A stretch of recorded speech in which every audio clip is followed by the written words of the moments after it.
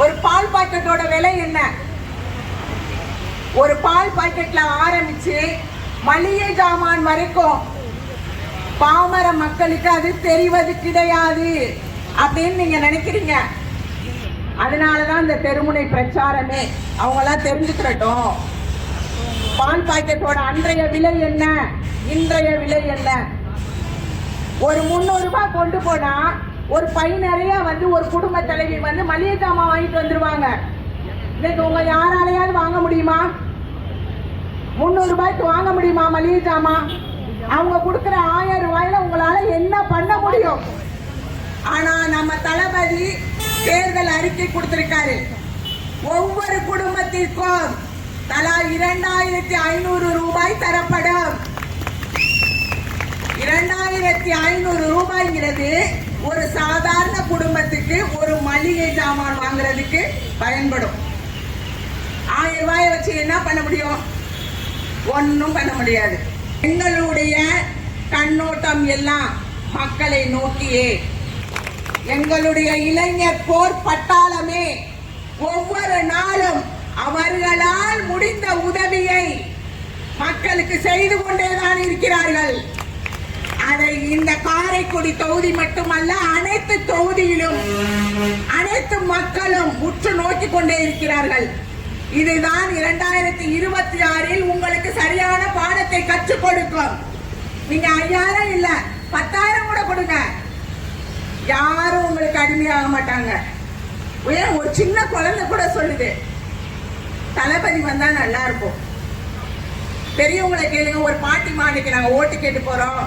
அம்மா நீங்க யாருக்கு ஓட்டு போடுவீங்க? நான் அசைக்கு தான் போடுவேன்.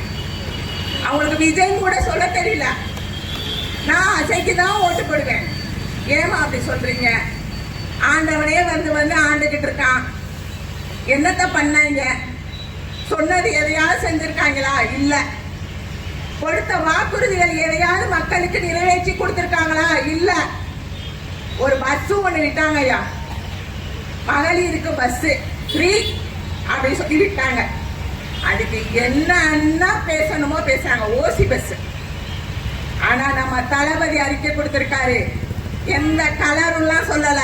நீ எந்த மூலையில வேணாலும் ஏறி, எந்த மூலையில வேணாலும் இறங்கு, கட்டணமில்லா பேருந்து பெண்களுக்கு வழங்கப்படும். மக்களே, உங்களுக்கு ஒன்று சொல்லிக் கொள்கிறேன். இந்த 5 வருஷத்துக்கு, இந்த 2026 நீங்கள் ஏமாந்து வாக்களித்தீர்கள் என்றால் இந்த 5 வருஷத்திற்கு மிக மோசமான நிலைமைக்கு நாம் தள்ளப்படுவோம். அது உறுதி.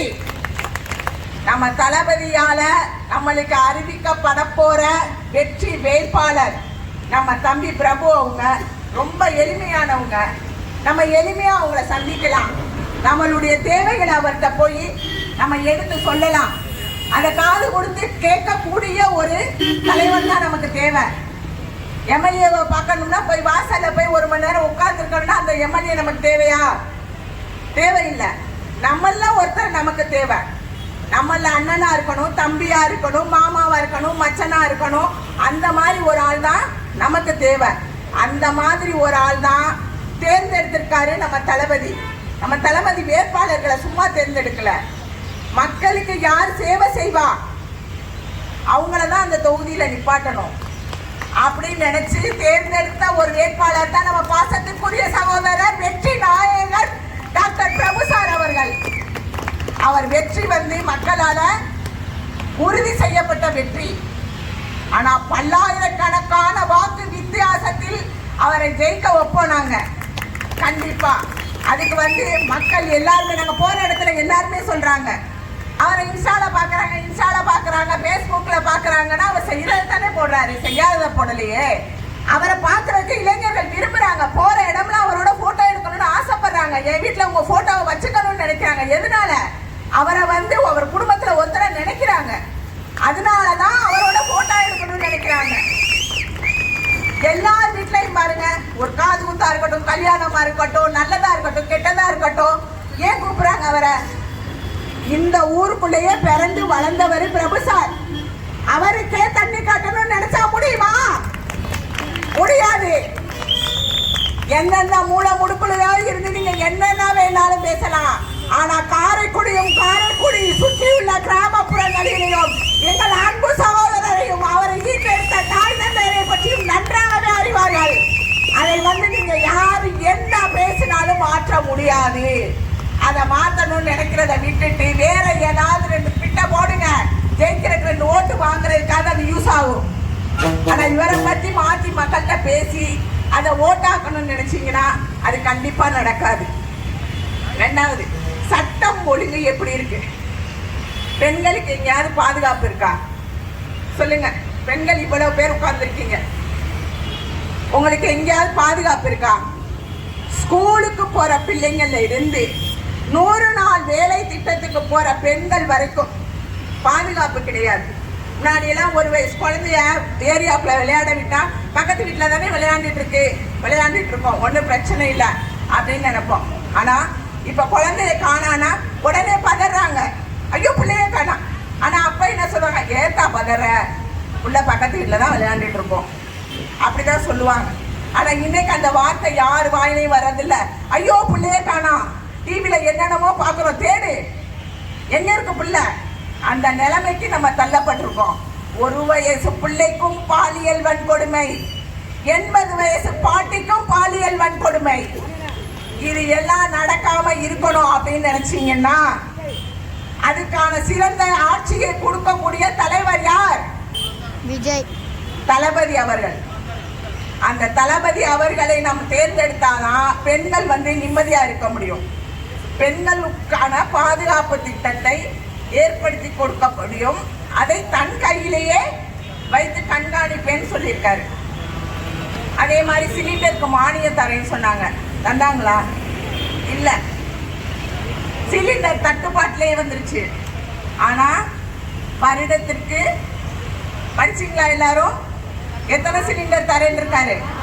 6 சிலிண்டர் தரேன்னு சொல்லியிருக்காரு. விலை இல்லாத 6 சிலிண்டர் தரேன்னு சொல்லியிருக்காரு. தளபதி சொன்னா செய்வாரு, செய்யாதத சொல்ல மாட்டாரு. அதுதான் நம்ம தளபதி. கொடுத்த வாக்குறுதிகளை கண்டிப்பா நிறைவேற்றக்கூடியவர் நம்ம தளபதி. அதே மாதிரி பிள்ளைங்களுக்கு காலேஜில் ரேஷன் கடையில எல்லாம் நாப்கின் தரதுக்கு எல்லாமே தரேன்னு சொல்லியிருக்கிறாரு. அதுவும் கூறப்படவை தரேன்னு சொல்லியிருக்காரு. கூறப்படவைனா ஏனோ தானு கிடையாது, அதை வாங்கி அங்கிட்டு தூக்கி போறதுக்கோ ஏதோ துடைக்கிறதுக்கோ எதையோ மூட்டை கட்டுறதுக்கோ அப்படி படவை அவர் தரேன்னு சொல்லல. நம்ம கூறப்படவைனா எப்படி இருக்குமோ கட்டுறதுக்கு அந்த மாதிரி புடவை உங்க அண்ணனா அவர் தரேன்னு சொல்லியிருக்காரு. அது மாதிரி தமிழ்நாட்டில் பிறக்கிற அனைத்து குழந்தைகளுக்கும் மோதிரம் வழங்கப்படும். ஆனா தேவகோட்டையை சுற்றியுள்ள கிராமங்கள்ல நாங்க ஓட்டு கேட்க போகும்போது பார்த்தோம், இன்னைக்கும் குடிநீர் காசு கொடுத்து வாங்கிட்டு இருக்காங்க. அந்த மாதிரி இது அமைச்சர்கள் இருக்க சிவகங்கை மாவட்டம் இந்த 5 வருஷத்துல எந்த முன்னேற்றமாவது எந்த வளர்ச்சியாவது இருந்திருக்கா? இல்ல. அதுக்கான முயற்சியாவது எடுத்திருக்காங்களா? இல்ல. எதை பாரு டெண்டர் விட வேண்டியது. நம்ம தம்பி பிரபு அவர்கள் ஜெயிச்சு நம்மள ஒருவரா வந்தா கண்டிப்பா இந்த தண்ணீர் குடிநீர் பிரச்சனையெல்லாம் உங்களுக்கு இருக்கவே இருக்காது. அதெல்லாம் நாங்க ஏற்கனவே அவர் கவனத்துல எடுத்துட்டாரு. அதெல்லாம் உங்களுக்கு மாற்றி கொடுப்பாரு, சாலைகளை சரி பண்ணி கொடுப்பாரு. யூனிவர்சிட்டி இருக்கு, இங்க கேம்பஸ் இன்டர்வியூ நடக்குதா? இல்ல. வசதி வாய்ப்பு இருக்கிறவங்க என்ன பண்றாங்க, வெளியூர்ல போய் படிக்க வைக்கிறாங்க பிள்ளைங்களை. அதே வசதி வாய்ப்பு இல்லாதவங்க என்ன பண்ண முடியும், காரைக்குடியில தான் படிக்க வைக்க முடியும். அவங்களுக்கு வேலை வாய்ப்பு இருக்கா? இல்ல. காரைக்குடி தொகுதி மட்டும்தான் எல்லாராலையும் உற்று நோக்கப்படுது. டாக்டர் இருமுனாலும் பேசப்படுது, தும்முனாலும் பேசப்படுது. ஆனா டாக்டர் சார் என்ன பண்றாரு தெரியுமா? டாக்டர் சார் கூட நாங்க சொல்றது இல்ல, சும்மா நான் இங்க பேசுறதுக்காக சொல்றேன். நிறைய பேரை படிக்க வச்சிருக்காரு, நிறைய பிள்ளைங்களுக்கு திருமணத்துக்கு உதவி செஞ்சிருக்காரு. மேடைய போட்டாலே அடுத்தவனை பத்தி தான் பேசணுமாப்பா? உங்களுக்கு ஏதாவது செய்ய முடியும்னா தானே பேச முடியும். அடுத்தவனை பத்தி பேசியே ஜெயிச்சிடலாம்னா அது காரைக்குடி தொகுதியில் நடக்கவே நடக்காது. மக்கள் சின்ன குழந்தைங்க முதற்கண்டு இந்த 2026 தேர்தலை உற்று நோக்கி கொண்டிருக்கிறார்கள். காரணம் என்ன? அரண்டு போய் கிடக்குறாங்க அம்புட்டு பேரும். தளபதிய பார்த்து அரண்டு போயிருக்காங்க. இவங்க எல்லாம் சில்லற பயிர ஓட்டு வாங்க மாட்டாங்க, இவங்க எல்லாம் எதுக்கு வந்து எலெக்ஷன்ல நிக்கிறாங்க அப்படின்னு சொல்றீங்கல்ல, எதுக்கு பயப்படுறீங்க? எதுக்காக பயப்படணும்? இப்ப மட்டும்தான் கோடைக்காலம் கண்ணுக்கு தெரியுதா உங்களுக்கு? இவ்வளவு நாள் கோடைக்காலம் கண்ணுக்கு தெரியவில்லையா? இதோ தளபதிக்கு ஒவ்வொரு பிரச்சனை. அதே மாதிரி இதோ நம்ம வெற்றி வேட்பாளர் அன்பு தம்பி சகோதரர் பிரபு அவங்களுக்கும் அவரை பத்தி பேசுறது, அவரை பத்தி ஒரு வீடியோ போடுறது. நீ எதுக்கு வச்சிருக்க வீடியோ சேனல்? பிரபலமாகிறதுக்கு தானே. உன் வீடியோ சேனல் மூவ் ஆகலைன்னா அதுக்கு நாங்க என்னையா பண்றது? நலத்திட்டங்கள் பண்றாரு, நல்ல மனுஷனா இருக்காரு, எல்லாருக்கும் அண்ணனா இருக்காரு, தம்பியா இருக்காரு, எல்லாரும் வீட்டுக்கும் போறாரு, எல்லாரோடையும் கலந்துக்கிறாரு, அவரை எல்லாருக்கும் பிடிக்குது, அதனால எல்லாரும் பாக்குறாங்க. இதெல்லாம் ஒரு குறைன்னு கண்டுபிடிச்சு மக்கள்கிட்ட சொல்லணும்னு நினைச்சா அது நடக்காது. அதனால எல்லாரும் வந்து நல்லா சிந்திங்க. நம்ம காரைக்குடி தொகுதியை சீர்படுத்த, நம்ம மக்களின் குறைகளை காது கொடுத்து கேட்க, நம்ம ஈஸியா போய் அணுகிறதுக்கு ஒரு நல்ல சட்டமன்ற வேட்பாளர் நமக்கு தளபதி தேர்ந்தெடுத்து கொடுத்திருக்கிறார். அவரை எந்த காரணத்தை முன்னிட்டும் நீங்க யாரும் மிஸ் பண்ணிடாதீங்க. மிஸ் பண்ணா பின்னாடி ரொம்ப யோசிப்போம். அதனால தயவு செஞ்சு எல்லாருமே சொல்றாங்க, நாங்க பிரபு சாருக்கு தான் ஓட்டு போடுவோம், நாங்க பிரபு சாருக்கு தான் ஓட்டு போடுவோம். நீங்க சொல்லவே வேணாங்க, நாங்க அவருக்கு தான் ஓட்டு போடுவோம். அவங்களே முன் வந்து சொல்றாங்க. முன்னாடி வந்து கட்சியில உறுப்பினர்கள் சேர்க்கிறத விட இப்ப எல்லாரும் எங்களுக்கு உறுப்பினர் கார்டு போடணும், அதுக்கு என்ன பண்ணணும்? அவங்களே முன் வந்து கேட்கிறாங்க நம்ம கிட்ட, உங்க கட்சியில ஏதாவது பொறுப்பு போட்டு கொடுங்க, நாங்க கட்சியில சேர்ந்துக்கிறோம் அப்படின்னு பெண்கள் சொல்றாங்க. எத்தனை கட்சிகளோ இருந்திருக்கு இந்த தமிழகத்துல. ஆனா எந்த கட்சியிலையாவது படித்த இளைஞர்கள் முதற்கொண்டு சிறு பிள்ளைகள், பெண்கள், இஸ்லாமியர் அனைவரும் இந்த கட்சி துண்டை கழுத்தில் போட்டுக்கொண்ட பெருமை நம்ம டிவிக்கு மட்டும்தான் சேரும். அவர் இன்னைக்கு வரல அரசியலுக்கு, அவர் மக்களோட மக்களா மக்கள் மன்றத்துல இருந்தே பயணிச்சுட்டு வர்றாரு. அரசியலுக்காக செய்யல. நீங்க எல்லாம் நல்லாட்சி கொடுத்திருந்தா இந்த தளபதி வந்திருக்கவே மாட்டாரே. நம்ம எல்லாம் யாரை தேர்ந்தெடுக்கணும்? நமக்கு கொடுத்த வேற யாரு காசும் கிடையாது, நம்மளுடைய வரிப்படம். எல்லாரும் இன்னும் காசு கொடுத்தாலும் வாங்கிக்கங்க, ஆனா ஓட்ட நம்ம தளபதிக்கு தான் போடணும்.